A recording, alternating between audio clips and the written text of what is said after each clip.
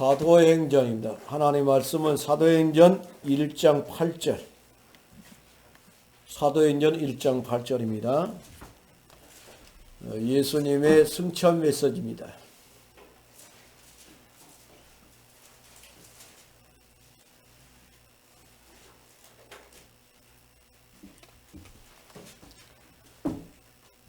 오직 성령이 너희에게 임하시면 너희가 권능을 받고 예루살렘과 온 유대와 사마리아와 땅끝까지 이르러 내 증인이 되리라 하시니라.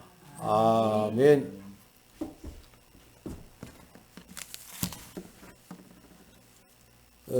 오늘 사도행전 1장 8절의 말씀을 가지고 모든 것을 다 드릴 수 있는 능력이 언제 생겼을까요? When did you get the ability to do everything? 모든 것을 다 드릴 수 있는 능력이 언제 생겼을까요? 예수님이 이 땅에 33년을 사셨고 갈보리 십자가에서 죽으시고 3일 만에 부활하셔가지고 40일 동안 지상에서 사역을 감당하시고 하늘로 승천하셨지요. 저는 개인적으로 그렇게 생각합니다. 예수님의 사역 중에서 가장 중요한 사역이 뭐냐? 40일 부활 후 40일 사역이 아닌가 그런 생각이 되어집니다. 이 부활은 영어로 resurrection 그렇게 이야기하지요. 이 부활하신 그 예수님, 오늘이 이제 21일째 지상에서 사역을 하신 날인데 예수님이 부활해가지고 제자들을 만났는데 한결같이 생업터로 갔어요. 예수님, 우리가 따르던 예수님이 돌아가셨는데 옛날로 돌아가자 다 돌아갔습니다. 그러는데 예수님이 한 명 한 명 만나가지고 사명을 부여하게 되는데 예수님의 12제자 유다를 빼고 마띠아까지 한결같이 11명이 순교하고 사도 요한은 반모섬에서 유배를 당해가지고 거기서 이제 돌아가셨습니다. 사도 요한만 순교를 안 했지요. 그리고 얼마나 예수님이 부활 사역을 잘했으면은 12명의 제자가 13권의 책을 썼어요. 13권의 책을 쓰고 부활 후에 바울도 만났는데 40일 동안 안에 바울도 들어있어요. 그 안에 바울을 만났는데 바울이 14권의 책을 쓰고 그리고 바울도 네로 황제 때 순교를 했다라고 이야기를 합니다. 그러니까 근데 대부분 예수님이 부활했다는 그 행사는 좋아하는데 예수님이 부활 후의 사역을 잘 이야기를 잘 안 하지요. 얼마나 은혜를 받았으면은 이 베드로는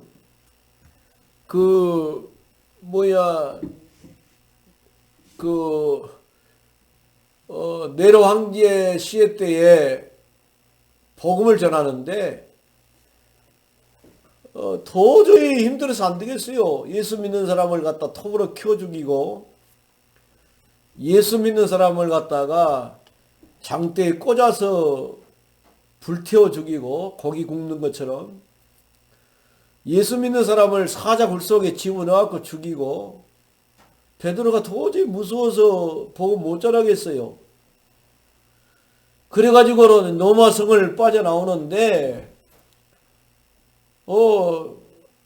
예수님이 막 급하게 노마성을 향해서 들어간 겁니다.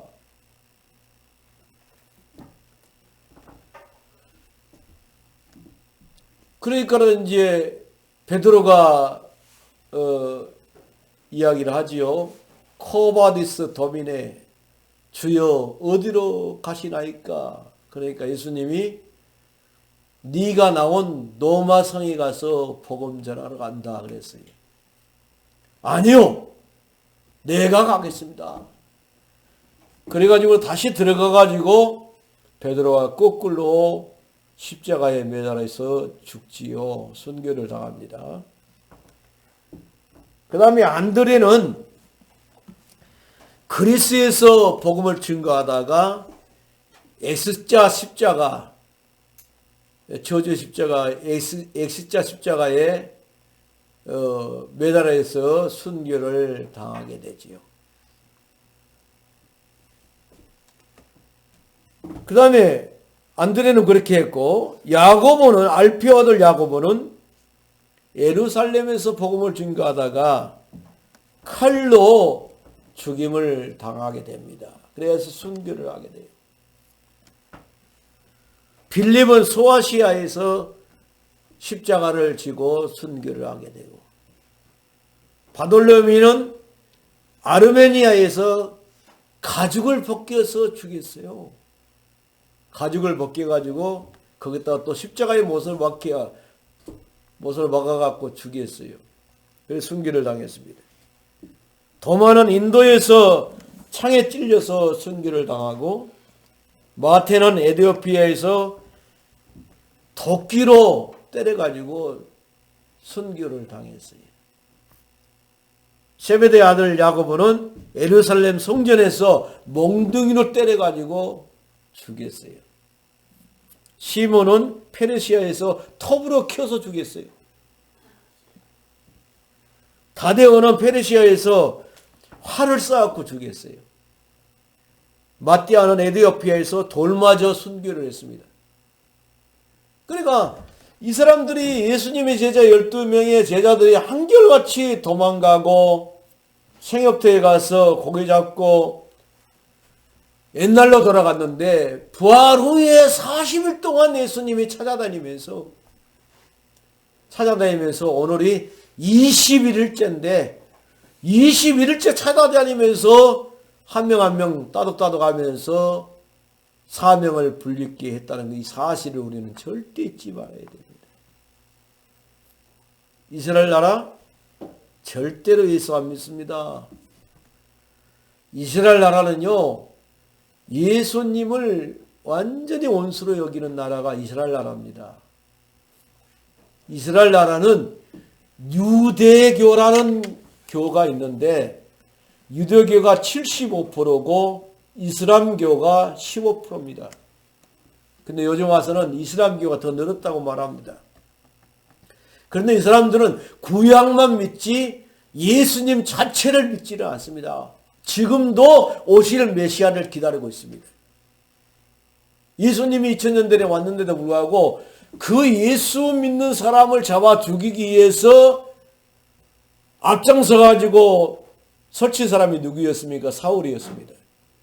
그런데 다메섹 도상에서 부활의 예수님을 만나고 난 다음에 완전히 인생이 바뀌었지요.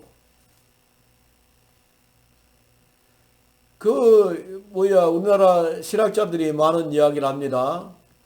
우리나라 한국교회가 옛날처럼 회복되려면 초대교회로 돌아가야 된다. 부활의 신앙을 회복해야 됩니다. 부활의 신앙을 회복해야만이 우리가 승리하게 된 줄 믿으시기를 바랍니다. 그래서 성경은 고린도전서 15장에 뭐라고 말했냐? 부활은 역사적인 사건이다. 부활은 역사적으로 사실적으로 있었던 일이다. 아리마대 요셉의 아들, 그 요셉의 아들, 그 예수님, 육신으로 마리아의 아들 예수님, 그 다윗의 혈통에서 낳은 예수님, 나사렛 동네에서 태어나신 그 예수님, 말 구유에서 태어나신 그 예수님, 태어나기는 베들레헴에 태어났지만은 나사렛에서 목수 생활했던 그 예수님, 역사적으로 사실적으로 있었던 인물이란 말이지요.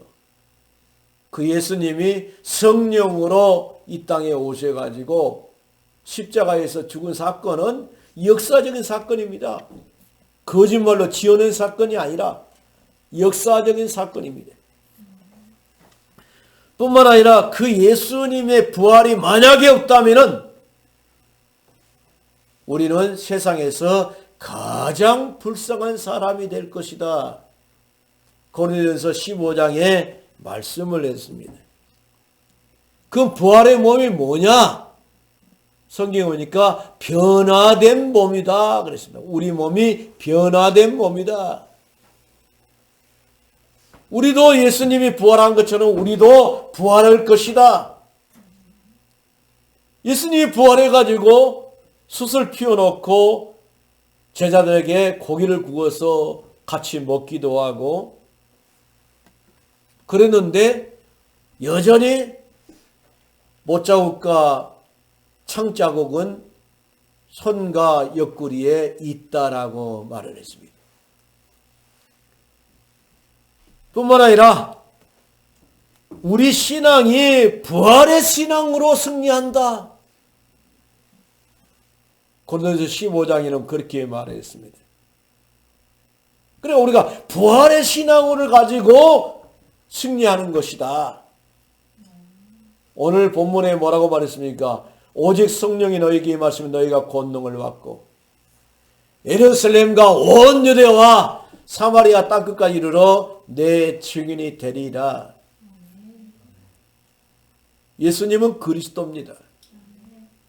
하나님 만나는 길이고 죄에서 해방되는 길이고 마귀에게서 해방받는 길이고 예수를 믿음으로 말미암아서 사주팔적 운명에서 우리가 완전히 해방을 받습니다. 그래서 예수 믿는 사람은 무당집 가면은 점괘가 내리지를 않습니다. 그래서 예수님은 그리스도고 그 그리스도가 우리 마음속에 오는 것을 갖다가 하나님의 나라라고 말합니다. 하나님의 나라라고 말하는데 그걸 갖다가 구원이라고 말합니다. 근데 오늘 본문에 뭐라고 말하냐면 너희에게 성령이 임하면 오순절 날에 마가 다락방에 예수의 영 성령이 임했는데 너희에게 성령이 임하면 이걸 갖다가 성령 내주라고 말합니다. 성령이 내 안에 내주하면은 권능을 받고 그랬습니다. 이 권능을 받고를 갖다가 성령의 충만이라고 말합니다. 성령 받은 우리가 그러면 성령 내주는 단회적입니다. 예수를 영접함과 동시에 성령 내주가 되지만 성령 충만은 여러 번 반복적으로 올 수가 있습니다.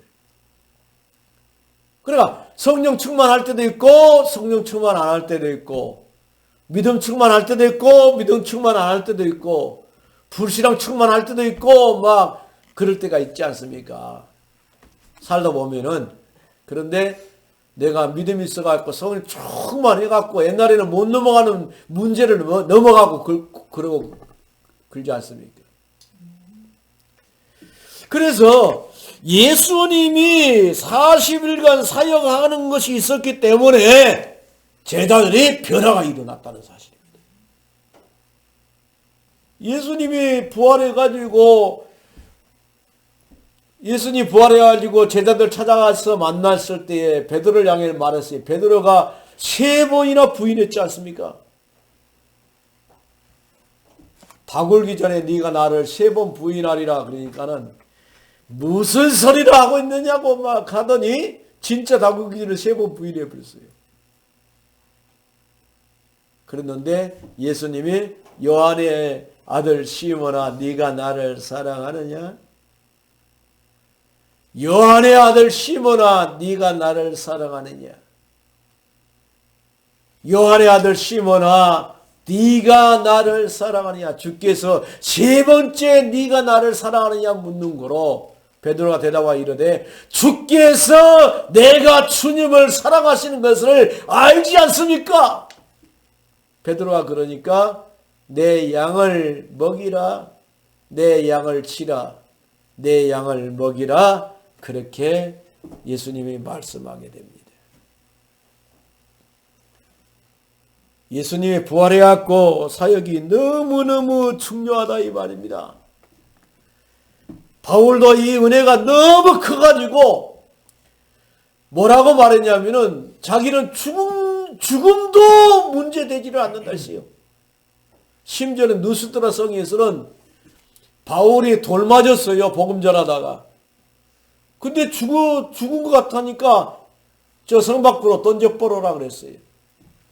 성 밖으로 던져버렸는데 하나님이 기적적으로 살렸어요. 그랬는데 그 다음날 다시 들어가가지고 복음 증거해가지고 만난 사람이 누굽니까? 디모데를 만나게 되지요. 그래서 너는 내 아들이다. 그렇게 말했어요.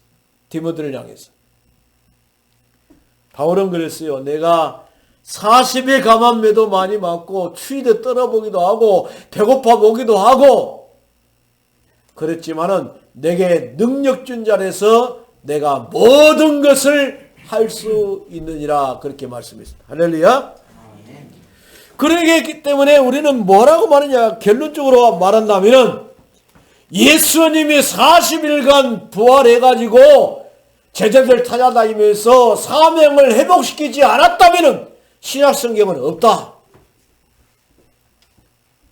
사명을 회복시켰기 때문에 그들이 은혜 받은 것을 마태가 기록하고 요한이 기록하고 누가가 기록하고 마가가 기록하다 보니까 똑같은 내용들이 많이 기록되어 있지 않습니까? 사도행전을 기록하고 그러면서 제자들이 13권을 기록하고 바울이 14권을 기록해가지고 신약성경이 태어나게 된 줄 믿으시기를 바랍니다. 얼마나 중요한 사역입니까? 그 일이. 그래서 고린도전서 15장 58절에는 뭐라고 말을 했냐면은 그러므로 형제들아 견실하며 흔들리지 말고 항상 주의 일에 더욱 힘쓰는 자들이 되라. 이는 너희 수고가 주 안에서 헛되지 않은 줄 알미니라. 아멘. 그 부활의 신앙을 가지고 나가는 사람은 어떤 어려움이 와도 견실하며 흔들리지 말고 항상 주의 일에 힘쓰는 사람이 되어지면 하나님이 우리 수고를 절대로 헛되게 한 적이 없다. 할렐루야. 부활의 신앙을 가지고 승리하시길 바랍니다. 옆에 있는 사람 인사합니다. 부활의 신앙을 가지고 승리합시다. 부활의 신앙을 가지고 승리합시다. 아멘. 그래서 부활의 신앙을 가졌던 제자들은 모든 것을 다 들을 수 있는 능력이 심지어는 자기 목숨까지라도 순교는 교회의 씨앗이라고 말을 했습니다. 한국교회가 왜 든든합니까? 순교의 씨앗 위에 씌워진 교회이기 때문에 그렇습니다. 근데 순교가 하나님의 은혜를 주지 않으면 순교를 할 수가 없어요. 톱으로 켜고 있는데 어떻게 부인 안 합니까? 생각해 보세요.